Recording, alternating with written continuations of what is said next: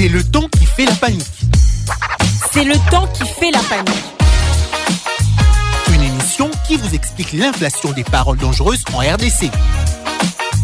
Chaque jour, dans les médias et surtout les médias sociaux, nous constatons que la manière dont nous parlons entre nous crée de plus en plus de divergences. Et souvent, on ne réalise pas que nos paroles peuvent provoquer un sentiment de haine envers l'autre. C'est le temps qui fait la panique. Une émission de Bénévolencia en partenariat avec Radio Okapi. Mesdames et messieurs, bonjour et merci de nous retrouver cette semaine à l'écoute de votre émission. C'est le ton qui fait la panique, ces programmes hebdomadaires qui analysent les mots, les discours et leur impact sur notre vivre ensemble en République démocratique du Congo. Je suis Ronéline Thibonera à la présentation, accompagnée de Jocelyne Moussaoupondé. Bonjour Jocelyne. Bonjour Ronely, bonjour à toutes et à tous. Dans ce nouvel épisode, nous abordons la problématique du langage belliqueux observé dans les camps des partis en conflit dans l'est de la RDC. Si les différents accords signés ont permis à la population de garder espoir, depuis quelque temps, diverses sources évoquent une course au renforcement des positions et des effectifs militaires. Mais comment comprendre qu'en pleine période où des initiatives de paix sont en cours, certains acteurs choisissent encore un langage de guerre? Quel danger ces recours au vocabulaire belliqueux peut-il avoir sur des communautés qui aspirent au retour de la paix et quelle attitude semble la plus appropriée dans le contexte de la RDC? Pour en débattre, deux invités sont avec nous. Emmanuel Nyakasané, président du conseil d'administration de l'ONG Union pour le progrès et la lutte contre les antivaleurs, UPLA, active dans le Nord Kivu. Bonjour Emmanuel. Bonjour, Ronéline Thibonera, bonjour madame. Mais bonjour aussi à l'autre invité.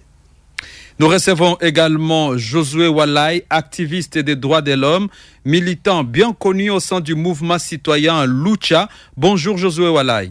Bonjour, chers journalistes, bonjour également à nos fidèles auditeurs. Avant d'entrer dans le vif du sujet, écoutons un premier extrait de notre sketch. La scène se déroule dans un bar près d'un campus où des étudiants s'échamaillent sur le temps utilisé lors d'un tournoi de billard.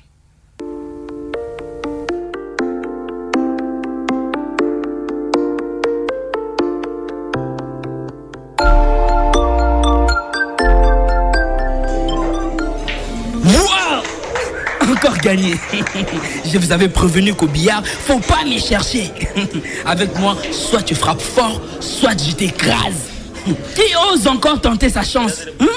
Oui, viens 2 secondes s'il te plaît. J'ai un truc sérieux à te dire, mais pas ici. Les gars, je reviens vous botter encore le cul. Bouta, Man, c'est quoi ce communiqué que t'as balancé sur internet? On est en pleine période de tension sur le campus et toi tu viens encore chauffer les gens? Chauffer qui? Je défends juste ma faculté. Est-ce que t'as vu le langage que tu as utilisé? Je défends juste ma faculté. Quel effet penses-tu que ça va faire sur les étudiants de l'autre faculté? Tu voulais que je chante leur louange? J'ai pas dit ça. S'il te plaît, on en a marre de passer pour des faibles. Ils pensent qu'on va toujours encaisser. Mais regarde, ce conflit entre nos deux facultés dure depuis des années. Et chaque fois au moment où on espère que ça va se régler, ça repart à zéro à cause de ce même langage de montrer les biceps. Et alors? Ça va durer autant d'années qu'il faudra. Maintenant, il est temps que notre langage soit assez clair. On n'a pas perdu. Regarde, s'il te plaît, quand tout le message est dans Internet. Oui, retire ce message. S'il te plaît, tu jettes vraiment l'huile sur le feu. Niet, château. Écoute, si tu te laisses faire, les gens vont te marcher dessus. Le respect, ça ne se demande pas. Ça s'impose. Et crois-moi, s'il te plaît, les communiqués là, c'était juste l'échauffement. Regarde, tu vas supprimer notre langage va être encore plus ferme. C'est trop. Je te demande de supprimer ce message. Tu vois pas que c'est abusé? Attends, s'il te plaît. Une seconde. J'ai reçu un appel de Kitoko. Allô, Kitoko? Quoi? Non, mais... Ne me dis pas ça. Quoi? C'est déjà sur la page Facebook? Qu'est-ce qui se passe?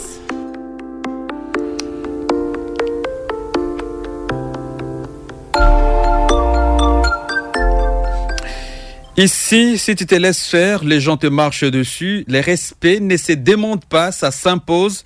Et crois-moi, le communiqué, c'était juste l'échauffement. Notre langage va être encore plus ferme. Trop, c'est trop. lance un personnage. Emmanuel Nyakasane, vous êtes à Goma. Quel regard portez-vous sur ces recours en un langage agressif ou belliqueux? Est-il, selon vous, approprié? En fait, merci encore une fois pour la parole, M. Ronelin Tibonera. Parmi les objectifs d'ailleurs de l'association IPELA, c'est la paix et le vivre ensemble. D'ailleurs, chez nous, nous avons un département qui s'occupe de l'action humanitaire, de vivre ensemble entre les communautés. Et ce département, l'objectif principal, c'est la paix, rien que la paix. Parce que si nous n'avons pas la paix, rien ne peut marcher dans notre pays. Que ce soit l'éducation, que ce soit le business, rien ne pourra marcher. Voire même ceux qui prient, rien n'ira. Raison pour laquelle le langage là belliqueux, nous l'avons toujours condamné avec force et énergie. Comme je viens de suivre l'un des acteurs, quelqu'un vient de dire, si tu te laisses faire, les gens vont te marcher dessus. Ça, c'est déjà un langage qui veut que personne ne cédera. Parce que quand quelqu'un de l'autre côté, moi je suis en conflit avec toi, mon cas va dire, si tu te laisses faire, le camp de Ronelin Tibonera va marcher sur l'IPELA. Le camp de Ronelin va dire, si tu te laisses faire, l'IPELA va marcher sur toi. Carrément, on va tout brûler. Mon travail de fin de cycle à l'époque, en 2012, j'avais travaillé sur les difficultés liées au pouvoir en Afrique. Les leaders africains, leur entourage, leur crée des problèmes très très sérieux. Ce sont des gens qui ne veulent pas montrer à leurs leaders que les choses ne vont plus. Chaque fois, ils vont lui montrer que ça va, on peut faire telle formule, ça ira, ça ira, ça ira.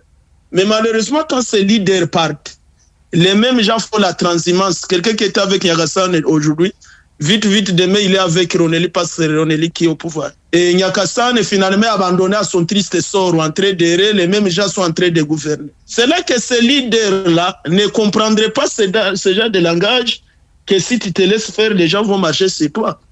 Marcher sur toi, qu'est-ce que ça veut dire?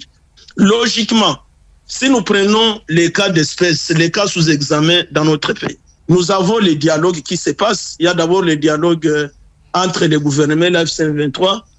Il y a un dialogue qui est en gestation entre les gouvernements et toute l'opposition. La fois passée, ils étaient au Burundi. Qu'est-ce que nous nous demandons? Ils ne font pas qu'il y ait ce genre de langage. Dire que non, tout un gouvernement, pourquoi vous allez négocier avec tel? Or, le tel avec vous dites que vous n'allez pas négocier avec lui en les méprisant, il a aussi sa force quelque part. Et quand nous nous montrons que nous n'allons pas négocier avec tel, on ne va pas dialoguer avec tel, on ne va pas répondre à tel caprice de tel. Mais dans l'entretemps, nous, la population, nous sommes en train de souffrir. Je vais vous donner un cas. Admettons que si le cas, c'est ce qui se passe à Kinshasa aujourd'hui.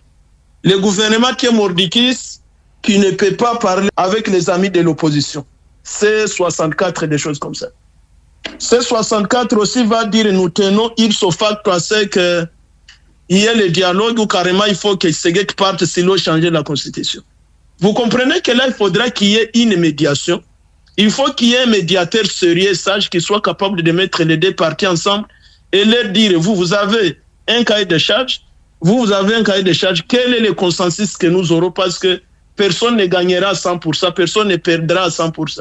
On fait des concessions. Malheureusement, les militants de ces grands partis politiques, les militants de gauche et à droite, c'est finalement qui vont dire aux dirigeants, si tu te laisses faire, les gens vont marcher sur vous, les gens vont cracher sur vous. Malheureusement, les choses n'iront jamais. Et c'est ce qui fait que l'Afrique, nous comptons à rebours matin, midi, soir. Merci Emmanuel Nyakasane. Et vous, Josué Walai, pourquoi les partis en conflit semblent-elles privilégier le langage de l'armement plutôt que celui de la paix et de la reconstruction? Merci beaucoup. Vous savez, nous sommes en train de traverser une période tellement complexe et quand les armes prennent la parole, souvent ce n'est jamais par amour pour le peuple, mais souvent c'est par calcul. Donc s'il faut justifier ça, il faut comprendre qu'ils sont dans leur calcul et une lâcheté parce que ce sont des calculs qui sont motivés par une cupidité. Aujourd'hui, voir les partis en conflit s'enfermer dans une rhétorique militaire, c'est vraiment assister au triomphe des intérêts économiques.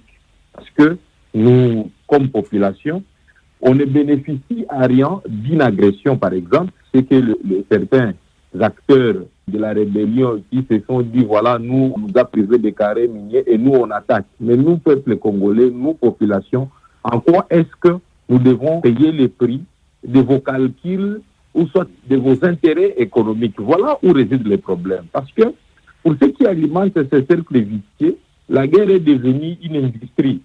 Donc, c'est un moyen de pression, tandis que la paix exige un courage politique, une réconciliation et une responsabilité. Et malheureusement que plusieurs acteurs, pour passer à cette procédure vers la paix, ils n'acceptent pas. Personne n'accepte la réconciliation, le pardon, la responsabilité. Aujourd'hui, nous sommes parmi des personnes qui pensent que la véritable grandeur patriotique ne réside pas dans les capacités à semer la terreur ou à accumuler des armes, parce qu'aujourd'hui, c'est la loi des armes, c'est les armes qui commencent à parler. Mais nous pensons qu'il nous faut une volonté de défendre la légitimité de notre peuple et de restaurer nos communautés brisées, parce qu'il y a beaucoup de gens qui ont été brisés par cette guerre, mais ces gens-là ne sont pas acteurs, ils sont juste victimes.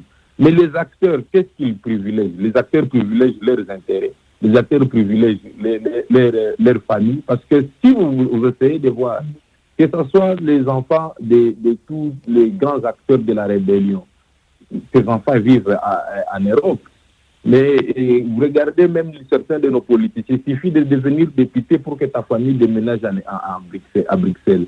Mais les victimes maintenant qui restent ici au Congo, qu'est-ce que nos politiciens pensent de nous? Voilà pourquoi je dis, ce sont les intérêts de certaines personnes qui étouffent la voix de la justice. Parce que les partis en conflit s'accrochent à l'armement par lâcheté, parce qu'il est plus facile de détruire et que d'avoir le courage de bâtir une paix durable aujourd'hui. Justement, Josué Ouelai, vous suivez la question sécuritaire dans l'Est du pays. Vous pensez que le recours à la guerre totale par certains acteurs puisse contribuer à résoudre un conflit qui perdure depuis plus de 3 décennies?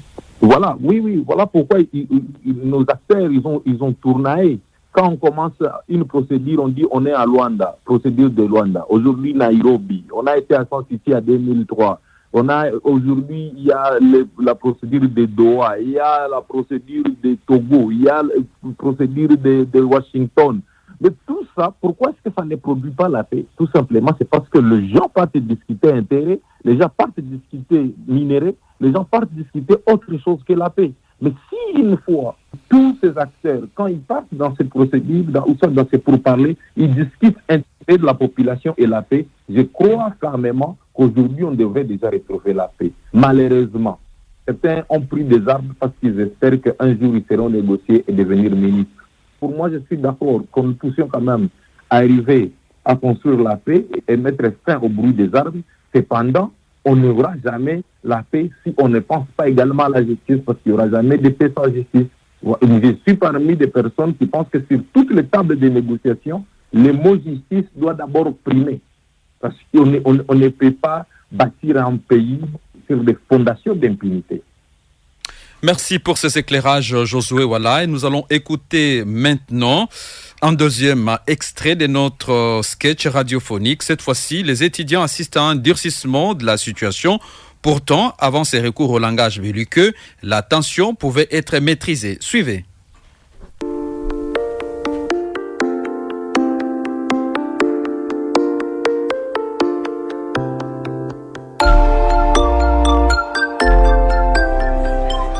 Le gars, ça brûle. Kitoko. Ça brûle, je vous dis. Quoi? Bon, je vous ai tous appelés parce que, franchement, je ne saurais pas gérer ça toute seule. Gérer quoi? Je viens de lire leurs publications. Là, ça sent vraiment mauvais. Mais ils ont écrit quoi encore? Ils ont écrit quoi? Ça sent mauvais. Bon, écoutez ça. Écoutez ça. Voilà. Écoutez ça. Nous sommes des guerriers. Vos intimidations nous font rire. Si vous faites les durs, nous serons 10 fois plus durs. Et s'il faut mourir pour notre faculté, on est prêt. Et gravez ça dans vos têtes. Avant qu'on tombe... Oh mon Dieu. Pourquoi? On vous aura déjà effacé de la carte. Oh non. Mais ça va oui, pas. tu vois, Est-ce que tu vois ce que tu as fait? Tout ça, c'est à cause de toi. Oui, c'est exactement ce que je te disais. Tout ça, c'est à tu cause de toi. Tu as lancé une étincelle avec ton communiqué et eux, ils répondent avec un incendie. Et Mbouta, arrête un peu. Arrête quoi? Arrête un peu. Tu voulais quoi? Regarde-moi ce message. Qu'on leur dise merci pendant qu'ils nous insultent. À la guerre comme à la guerre. Comme à la guerre, ouais. N'importe quoi. Oh, mais jusqu'où voulez-vous pousser ces délires, mon cher? Jusqu'où? Mais jusqu'où, c'est ça? À force de continuer à rivaliser avec ce langage des gros bras, nous finirons tous par le regretter. Et toi, tu proposes quoi? Qu'on s'éteint à jamais comme des patrons? C'est ce que tu proposes? C'est comme ça qu'on aura fait l'honneur de notre faculté? Mais oui, réfléchis. C'est ça. Oui, essaye de réfléchir 2 secondes, ok? Avec ce langage de force, tu veux prouver que chacun est plus dangereux que l'autre. C'est ça, en fait. Veux-tu vraiment résoudre le conflit ou juste l'aggraver? Dis-nous un peu. C'est ça. Regarde, mon cher, regarde. Depuis que tu as publié le communiqué, tout est en train de partir en vrille. C'est ça. Chaque publication de part et d'autre est pire que la précédente. Et c'est ça le problème. Tu vois, les mots, c'est comme des allumettes. Tu en craques une seule, juste une seule près de l'essence. Après, boum, on va éteindre l'incendie. Moto et peli, et puis voilà. Oh, la paix, ce n'est pas juste signer un accord. C'est ça. Elle commence par notre façon de parler. Si nos mots respirent la guerre, nos actes finiront par la suivre. Exactement. Pardon, et puis, les bagarres, ça ne commence pas avec les poings. Ça commence toujours avec les mots. Et si on veut que nos 2 facultés se reparlent un jour, il faut d'abord tuer ce langage de la force et commencer à parler autrement. Les langages maloba. Tobondelio, supprime. Supprime. Supprime ça. Supprime ça vraiment, supprime s'il te plaît.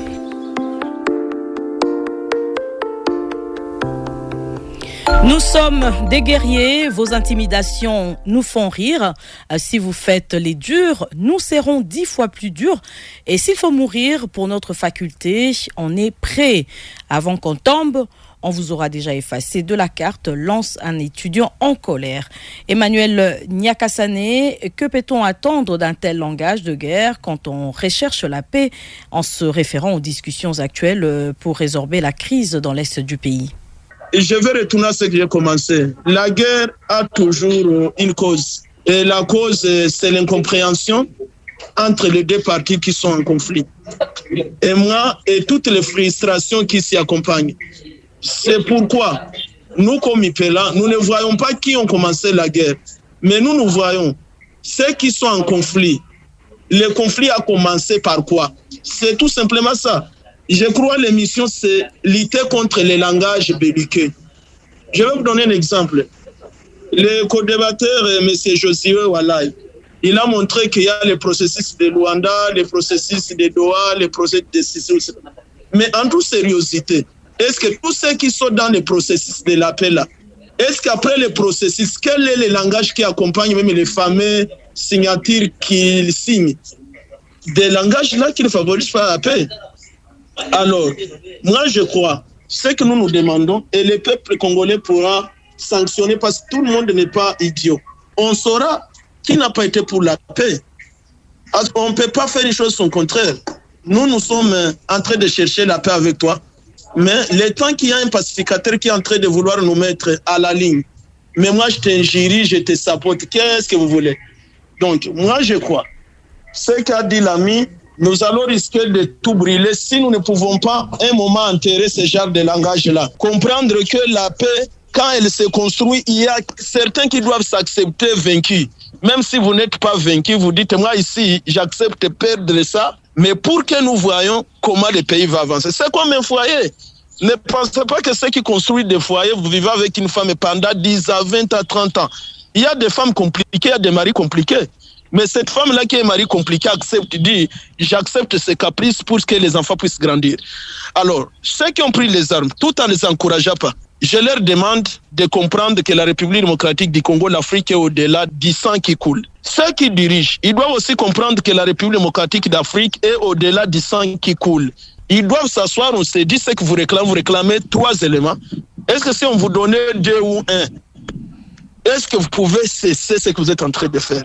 Et que les gens s'expriment en toute liberté. Parlant de langage de guerre, comment ce type de langage justement peut-il impacter la vie des communautés affectées par les conflits? Vous comprenez que c'est langage belliqueux parce que la communauté affectée par les conflits, quand on entend qu'il y a eu signature telle part, qu'il y a pour parler telle part. La communauté reste en train de prier l'Éternel et dire espérons qu'avec ça, les choses vont aller. Je vais vous donner le cas de Goma et Bukavu. Il n'y a pas de banque, il n'y a pas d'aéroport. Mais finalement, derrière ça, quand cette communauté réécoute ces langages belliqueux-là, ils comprennent que c'est du théâtre qui se fait. C'est du théâtre qui se fait. Je ne veux pas ici illustrer tous les langages que nous suivons et qui ne nous plaît pas. Mais nous voulons demander à tout le monde, que ce soit ceux qui sont au pouvoir, que ce soit ceux qui ne sont pas au pouvoir, l'opposition, nous leur demandons de mettre le peuple et cette misère du peuple au centre de tout ce qu'ils sont en train de faire. Je vais me tourner vers vous, Josué Walaï. Peut-on dire aujourd'hui que la population soutiendrait davantage un langage militaire qu'un discours axé sur la paix et la réconciliation? Vraiment, la population de Goma, surtout la population de l'Est, ne soutient plus le langage militaire.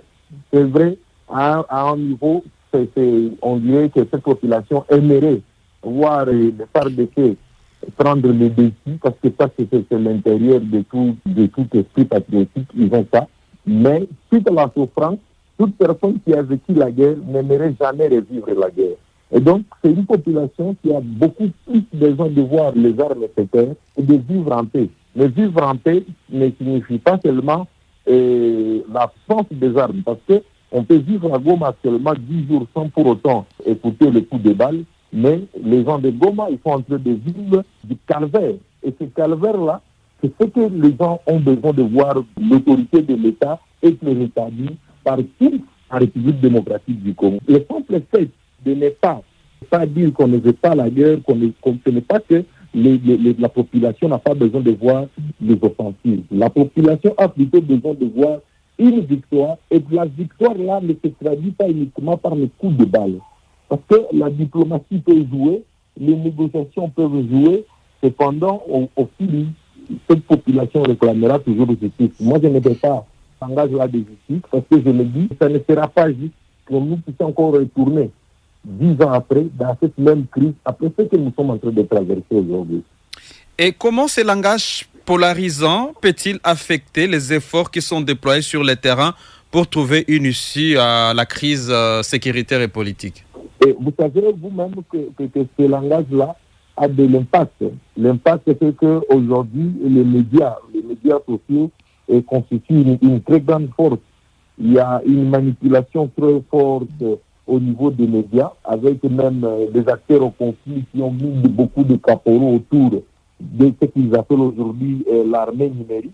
Donc, vous allez comprendre que ces gens-là, ils sont là pour alimenter, pour soutenir un cas et alimenter un langage de guerre. Aujourd'hui, le langage de guerre a fait à ce que plusieurs négociations puissent échouer. Il suffit, et comme ce que Emmanuel Nyakassane a dit, que vous pouvez être quelque part et après, tel pour parler, vous rentrez. Mais le langage, maintenant que le militant, que d'autres personnes, cette force-là numérique va adopter autour de cette guerre. Donc le narratif qui est autour de la guerre ne favorise pas la paix. Le narratif qui est autour de cette guerre devrait rester centré sur l'intérêt des victimes. Aussi longtemps, les victimes ne sont pas initiées, les victimes ne sont pas au centre de toute réflexion et de toute stratégie de paix. Moi, personnellement, je pense qu'on sera en train toujours de tourner en rond. On peut rester dans cette situation pendant plusieurs années. C'est pour ça que ceux qui ont adopté le langage de la guerre, beaucoup plus, ce ne sont pas des victimes. Parce que les victimes, eux, ils n'ont que besoin de la paix et de ne jamais revivre de la réparation. Merci pour vos analyses. Chers auditeurs, vous suivez C'est le temps qui fait la panique. Ce numéro s'intéresse à la problématique des menaces d'action militaire entre les parties en conflit et aux conséquences que cela peut avoir sur les initiatives visant à établir la paix dans la région. Josué Walaï, nous arrivons vers la fin de ce programme. Que faut-il aujourd'hui pour contourner ces langages belliqueux mis en avant par les acteurs tout en respectant le droit de chaque partie à défendre ses intérêts? Merci beaucoup.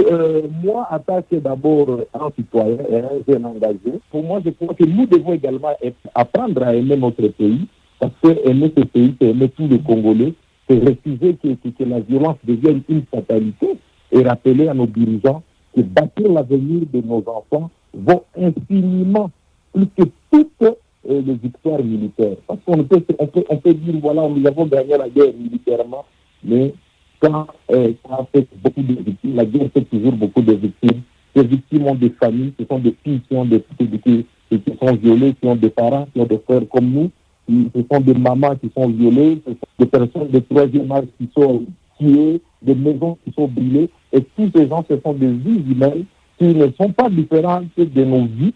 Et on doit tous être protégés à même peu d'égalité. Voilà pourquoi je pense que les victoires militaires, peu importe si on peut en avoir, parce qu'aujourd'hui, c'est ce qui est devenu à la une. Voilà, on veut récupérer telle part, une fois que telle part est tombée. Ces victoires-là, vraiment, ne va pas nous amener également à la paix, mais plutôt ces victoires continuent en aider nos familles, plutôt que nous amener vers la paix et la construction, mais également la reconstruction de nos foyers. Alors, je vais terminer avec vous toujours, Josué, parce que là, on a perdu Emmanuel Nyakasane.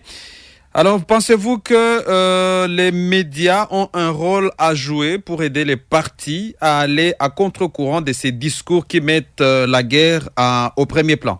Les médias ont un très grand rôle à jouer. D'ailleurs, un très, très grand rôle. C'est même cela que nous pensons aller nous représenter dans des pourparlers. Parce que la paix doit se construire d'abord même dans la base. Les voisins, ils écoutent que les médias, et ils écoutent. Donc, les médias sont des ponts vers la population, ou soit nous comme citoyens, pour que nous puissions avoir des informations, pour que nous soyons éduqués. Ça passe par les médias. Et aujourd'hui, les médias sont devenus multiformes. Donc, il est très important que les acteurs des médias soient conscientisés, orientés, voire même chaque fois outillés, pourvu que les médias jouent et continuent à jouer un rôle. Parce qu'il y a également un rôle de mémoire que nous ne devons pas oublier. Le rôle de mémoire, c'est que nous avons vécu cette guerre. C'est vrai qu'on peut à un niveau faire tout, mais on ne pourra jamais oublier ce qui s'est passé à un moment. On ne pourra... Et tout ça, c'est le rôle des médias, parce que ce qui s'est passé va nous servir l'exemple et va nous servir également d'engagement pour garantir, pour que nous puissions mettre ces piliers-là de garantie de nos répétitions. Sinon, si on n'a pas de mémoire, si on n'a pas de médias qui publient, des médias qui gardent, des médias qui protègent des faits, nous pensons que la garantie de nos répétitions sera compromise. Un jour, les gens peut-être oublieront et les gens recommenceront à faire des pratiques qui nous ont conduits dans cette situation de guerre. Merci Josué Walai. Mesdames et messieurs, c'est ici que nous mettons fin à ce débat. Merci à nos invités, Emmanuel Nyakasane et Josué Walai, pour leurs interventions. Ce que nous retenons, c'est que le durcissement du langage autour de la guerre dans l'est de la RDC relève un danger réel, celui de figer les imaginaires collectifs dans une logique de confrontation permanente. Pourtant, reconnaître ce risque ne doit pas conduire au fatalisme. Au contraire, c'est une invitation à repenser le rôle des mots comme instrument de transformation. Oui, Jocelyne, les acteurs politiques, militaires et civils ont la responsabilité de créer un vocabulaire qui ouvre les horizons, parler des réparations, des paix, des réconciliations, des reconstructions et des dignités des victimes, car si les mots peuvent polariser et attiser la violence, ils peuvent également apaiser, relier et bâtir. La véritable force d'un pays ne réside pas seulement dans des blindés ou ses drones, mais dans sa capacité à inventer un langage de paix qui inspire confiance et mobilise les énergies vers un avenir commun. Mesdames et messieurs, retenez ceci, changer le langage, c'est déjà commencer à désarmer les esprits. C'était votre émission C'est le temps qui fait la panique, proposée par l'ONG La Benevolencia en partenariat avec Radio Okapi. Vous pouvez suivre ce programme en rediffusion samedi à 11h05 et 19h05 et en podcast sur radiookapi.net et à barirdc.net. N'oublie pas de nous laisser un commentaire sur nos pages Facebook et X. À très bientôt pour un nouvel épisode. Au revoir. Au revoir. C'est le temps qui fait la panique. Une émission de Benevolencia en partenariat avec Radio Okapi.